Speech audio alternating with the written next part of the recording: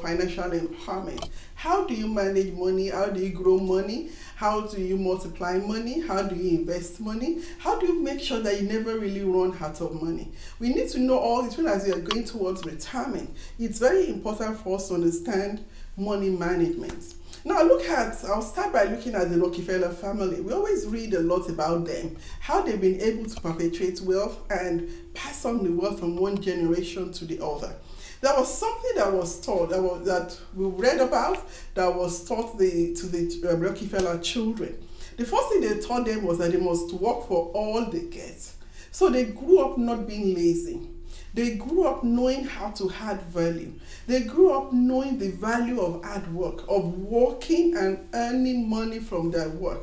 So that was one thing. And the one thing we were told that they taught the Rockefeller family, the children, was that they must always give 10%. Now that 10% in different circles represents many things. Some is to go to charity, some will say it goes to their religious affiliations, but they were always told to give. And the good thing about giving is that the more you give, the more you get. So when you are taught and you grew up being generous, you find out that around you, people will just look upon you with favor and with generosity as well. Then they were told to always save 10% of anything that comes into their hand. It's important. When you want to grow wealth, when you want to manage money effectively, it's important to pay yourself first. By paying the 10% that you give to charity or to your religious affiliation, and then paying yourself 10%. You work hard for the money, but you end up at the end of the month, you end up paying the security, you pay for security, you pay for electricity, you pay for water, you pay for utilities, you pay for transport. But you that you worked for the money, are you paying yourself? So that's why that 10% comes in when they taught the Rockefeller children that they must always save 10%. And then they were taught to always live below their means. This is very important. As much as possible, let us not go into debt. Let us not live a life like the Joneses. Let us live a life that at the end of the day, we are generous, we're giving out, we are saving, and there's still some that is left, so we're not exhausting everything we have or living above what we are earning. Staying out of debt and then be able to account for every money that passes through their hand. That is one lesson they were taught. So it's not that I went out and I spent $500, I spent 500 euros and I cannot account for it. No, they had to account for every money that passed through their hand. And how is this done? It's by knowing the 7 basic skills of money management. What do I mean by money management? These skills, these are things that if you are able to imbibe it into your lifestyle, these skills will help you to grow money, to manage money, to share money, and also preserve and protect money. So what's the first skill? The first skill you need to know is how to value money. You understand that because of the inflation around, the money you have that was worth maybe $1 or 100 naira or 100 euros a year ago probably cannot buy the same value of goods and products. So you have to learn to value money. In money management and planning for the future, it's a good idea that you put money aside, that you grow this money, the money that you are saving, the 10% that you are saving, that you put it aside and grow it. And you find out that if all you're doing is putting money aside and growing it and earning like a 10% return, at the end of the day, you'll be surprised at what you would have. For example, if all you're doing when you are 18 years old is like saving $1 a day, which is $30 a month, and by the time you're 65, or doing nothing, just by having it in your pension account or in an index fund that returns about 10% or 15% per annum, you will end up having about $2.5 million. The other thing is, if you're at age 40, what you're doing is saving $5 a month, which comes about $5 a day, which comes to $150 a month, and you're able to invest it in index funds or in a pension fund that is able to return and give a return of 15%. You would have $1 million in 15 years when you're ready to retire. So that's the thing about valuing money. Knowing the value of the money that you hold in your hand and how you can keep it so that it grows and keeps its value, and then it goes in the future to work for you. Now, the other money skills that they all learned was how to make money. You need to make make money using other people's money, using other people's ideas, using other people's effort and expertise. Learn how to become a boss. Learn how to go into e-commerce. Learn how you can use other people's ideas to grow your own business and grow your own wealth creation channels. This is very important. Learning how to make money. Then saving money. We've talked about that. Please, every money that comes into your hand, save at least 10% of it every month. I know when people tell me that, or even the 100 that they have is not enough. Yes, it will never be enough. This is because there's a law that says that no matter the income that you have, your expenses will always rise up to meet your income. But if you learn at every stage in life to save 10% of every money that comes into your hand, you'll be able to beat this law. I think it's called Parkinson's law. You're able to beat this law, and that way you are able to always move ahead regardless of the inflation in the country and regardless of what is around you. The fourth skill is learning how to invest money. How do you invest money? Well, investment is what you do at the expense of today in order to enjoy tomorrow. You learn to create multiple streams of income by growing a money tree. What is a money tree? If you look at that word, it's an acronym, money tree. The hand there stands for multiple streams of income. You need to grab multiple streams of income. This income needs to be under 4 money mountains that we teach. The first money mountain is real estate. Real estate includes your home, it includes buy-to-let, it includes land, it includes commercial property, it includes everything that you can see has been brick and mortar. That is real estate. The other money tree you need to grow is that of paper investments or portfolio income. These are shares, stocks, pension, fixed deposits, index funds, bonds like Euro bonds and all. You need to have that's another way of having a multiple stream of income. Now, the third stream of income could be in the business, either an online business, an offline business that you do. And then the fourth stream of income could be becoming an expert, becoming an author, speaker, coach, consultant, marketer. These are areas how you grow. These are the ways you grow multiple streams of income. Now, the O in the money tree stands for outstanding product. When you are marketing anything, make sure that anything you are marketing, anything that relates, that confirms to you, is something that is outstanding. It's something that you are proud to put your name on. If you are writing a book, for instance, let that book be of good quality, that people would read it and it would touch and they would learn something new and specific from the book. So it will be outstanding. Now, the N in the money tree has to be something, whatever you're going to be involved in as an investment must not entail too much cash outlay. What do I mean? Because we're trying to grow multiple streams of income, you don't want to go into debt. So you want to make sure that it's not something that would involve having too much cash for you to start. That is why I always encourage people, when they want to invest or create multiple streams of income, start where you are. Cut your code according to your size. If all you have, you're starting with is $100 or $500, start where you are. And with that, you can always start an online business, or you look at marketing using social media channels. Those are all areas that we use to grow multiple streams of income for investment as we want to grow our investment. Now, the E in the money tree stands for essential service or essential product. As much as possible, whatever you are involved, let it be essential. Let it be something that people need. So there's repeat business that people come in and they keep buying from you and they keep needing your service. It's very important. Whatever you are doing, about money management, investment needs to be an essential product or service. And then the yield that you get from that investment needs to be good.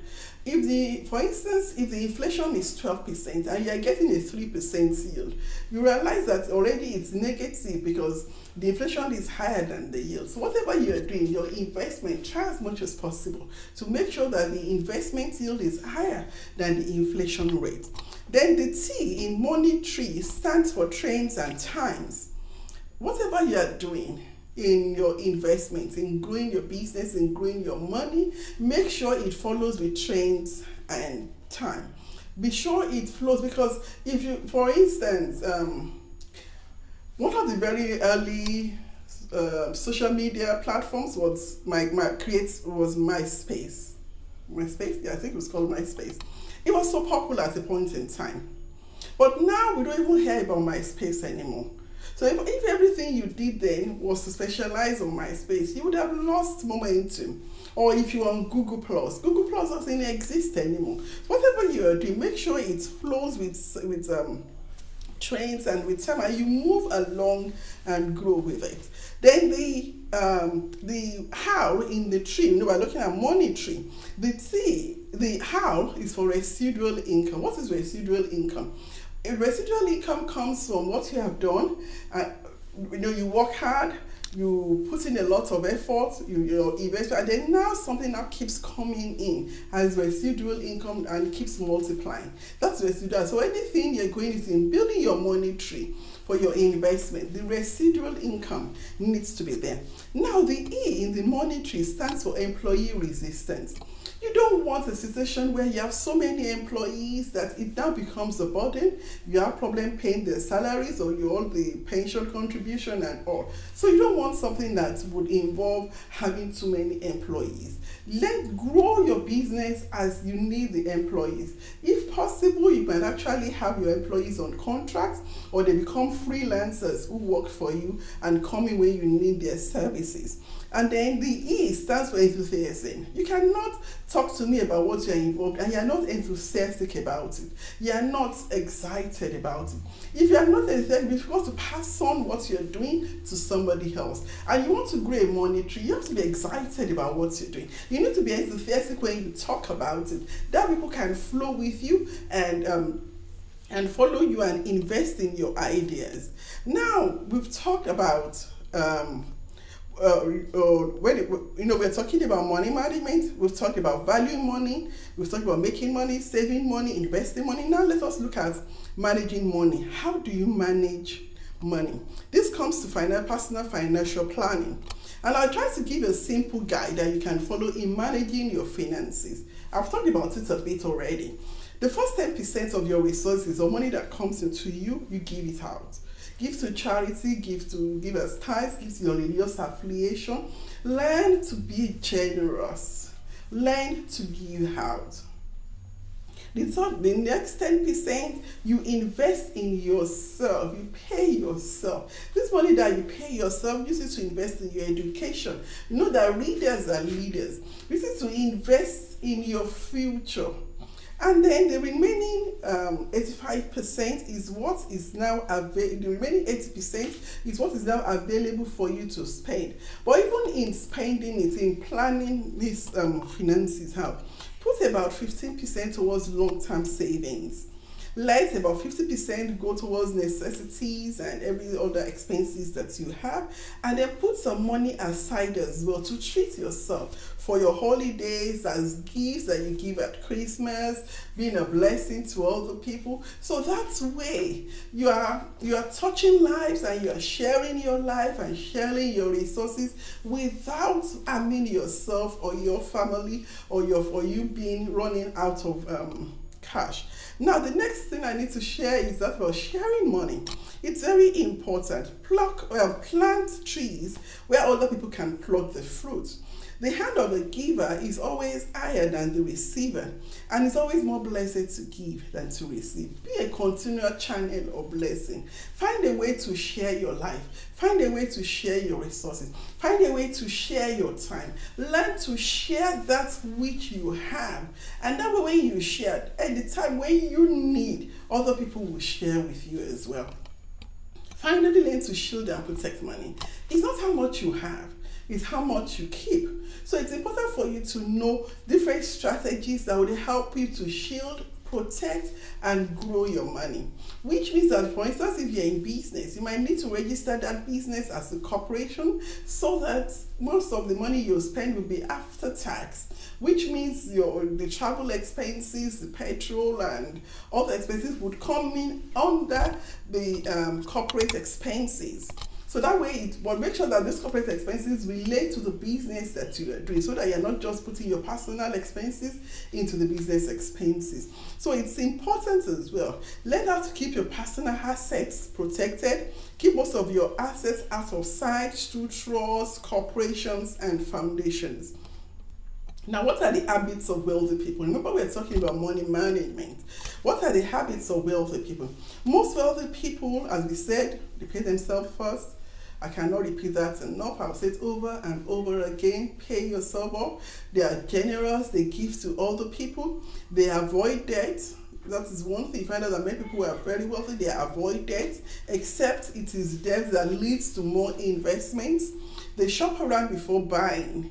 They don't follow the Joneses and try to live up to everybody's standard of what people think they should be their standard of living. They have a good maintenance culture. They don't just buy and dispose of. They see how they can maintain so that they get more value from everything they have. They have a basic knowledge of investment opportunities, and they take out time to plan, research systematically resources, and they measure results. So you find out that because they know all these skills, they know how many of these things are done, it's easier for them to grow their finances, for them to manage their investments and manage money properly. Remember, we're talking about money management. Finally, I'll talk about success secrets of millionaires. What are the things that millionaires do? What are their attitude? What are what do they invest in? How do they spend their time and their money? The first thing that we learned about millionaires is that they have a clear sense of direction. They set goals for their life. They plan their life. They don't just wake up and say, oh, I have nothing to do today. No, they have goals they want to achieve. So they have their long-term goals, they have their 10-year goals, they have their 5-year goals, they have their 1-year goal, they have their 1-month goal, and on a daily basis they have a to-do list. So no day is just spent not knowing what to do. They are focused. They have goals that they want to achieve. Many of them are self-employed. Even those who are in employment, they work as if they are self-employed, and it's just that their employer is the one paying for their services. This is because they grow themselves. They read more, they learn more, they study more, they improve themselves because they realize they need to add value. Even though they are employees, they know they need to add value where they are. So that way they see themselves more as self-employed than even as an employee. They go after what they love to do. Most millionaires love what they do. They know how to be at peace with their money. They know how to spread their money in a way that gives them joy and gives them peace. And they are always committed to excellence. They love things being excellent around them. They love things being done excellently. There's that spirit of excellency that you will see in what they lay their hands on. These are just some of the secrets of millionaires who have sustainable wealth, because they know that the wealth they have, they want it to be sustainable, and they want to be able to pass it on to another generation. Many of them have a good mentality when it comes to work. They see work as adding value to whatever they're involved in. So their mentality is that I'm not just working for the money, but I'm working to add value. I'm working to touch lives. I'm working to make a difference in people's life. They are dedicated to lifetime learning. They are always reading, they are always improving themselves and getting better at what they do. They learn every detail of their business. They don't just give everything out and not know what is going on. Because they're trying to build wealth, manage their money effectively so that it can be sustainable over time, you find out that they learn every aspect of the business they're involved in, so that at every point in time, they can always come in and take over. Then they serve others. They know that the results of the resources that come into them will depend on the number of people they are able to serve, that they are able to reach out to. So it's very, very important for you not to see what you can get, not what is in it for me, but how can I serve other people? Because the more people I serve, the more resources that would flow into me. So they always see themselves as always serving others. in everything they do. They are very honest, they have integrity. This is very important. If you are trying to build wealth and you want that wealth to be sustainable, your reputation of having integrity is important, because that's what will make people trust you. And people will always talk about you. But when they see that, oh, this person is a person of integrity, it will make people have more faith and more trust in dealing with you, in having business with you and associating with you. Many millionaires who build sustainable wealth, they are very creative. There's that inborn creativity in them that helps them to explore new ways of doing things, that helps them to explore shorter ways of doing things, better ways, more qualitative ways of doing things. These are things that make the wealth that they create to be more sustainable, because they are very creative. They put a lot of creativity into what they do. They take very good care of their health.